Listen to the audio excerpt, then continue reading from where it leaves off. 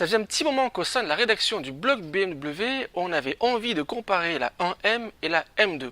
Alors ça tombe super bien, on a rencontré Marc, propriétaire d'une M2, Sébastien, qui a une 1M un petit peu préparée.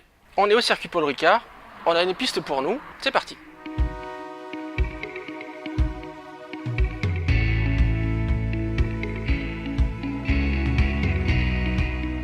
Alors Sébastien, tu as une 1M, mais avant d'avoir cette voiture, qu'est-ce que tu as possédé? Alors pour commencer, quand j'ai eu mon permis, j'ai commencé avec une 120D. Puis ensuite, je suis passé sur des petites sportives, Cooper S, Golf GTI, Audi S3. Voilà. Mais je me suis vite repris en reprenant une 1M que j'ai depuis maintenant un peu plus de 3 ans. Cette 1M, elle a été modifiée. Oui, alors niveau moteur, elle a été préparée. Donc il y a une prépa stage 2 dessus avec échangeur, ligne complète Accra Decata. Ensuite dessus on a mis une prépa châssis avec kit gros frein Brembo, des amortisseurs avec coupelle. La ligne Akrapovic que tu as, elle a les systèmes de clapet? Oui, c'est ça. Elle a des clapets, donc clapet ouvert ou fermé suivant l'utilisation. C'est vraiment bien. Ça te change un petit peu de la S3 quand même, hein? Oui, tu tout à fait. Tu m'étonnes.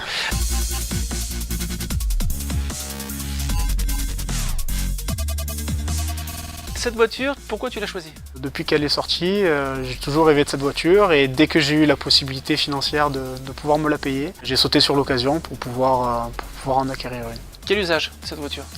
La première année, ça a été mon véhicule de tous les jours. Donc j'ai fait quasiment 25 000 km la première année avec. Au fur et à mesure, j'ai commencé à pouvoir me racheter une autre voiture et ça a été ma voiture plaisir, donc le week-end ou pour les sorties circuit ou quoi, mais voilà, vraiment pur plaisir.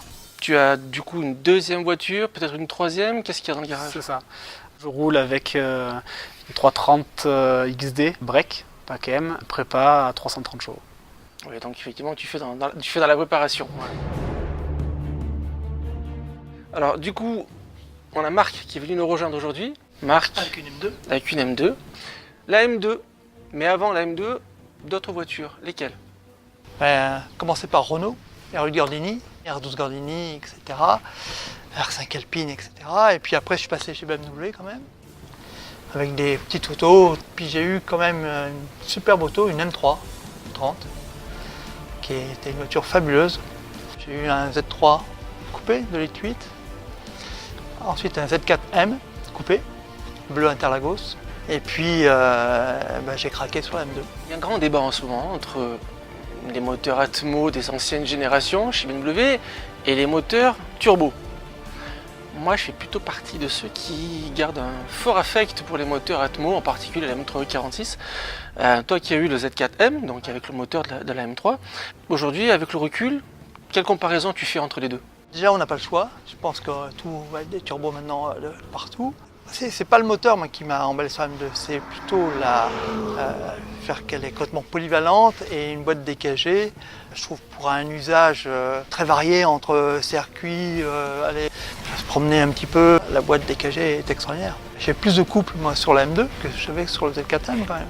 Deux philosophies vraiment différentes. Hein. Les BMW M, en tout cas, ces dernières générations, elles ont pris un sacré virage. Après, on aime ou on n'aime pas, peu importe. Quel usage que tu en fais?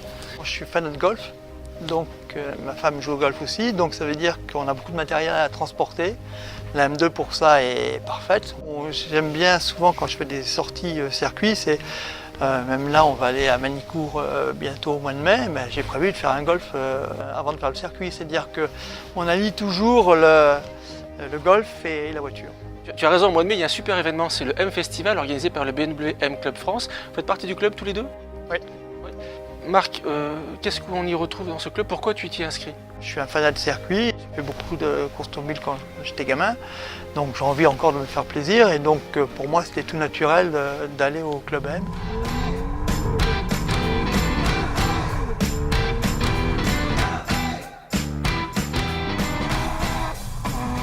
Vous avez roulé tous les deux ici au Paul Ricard, vous avez échangé vos voitures.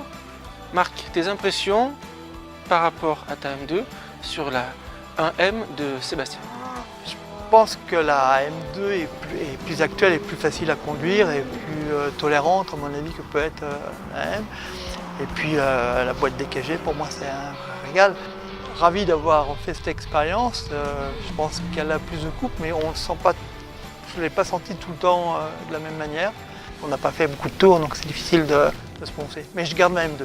Bon Sébastien, tu l'as compris, Oui. Marc il garde la M2. À choisir entre une AM et une M2 en règle générale, c'est vrai que la polyvalence de la M2 c'est beaucoup plus souple, c'est mieux fini.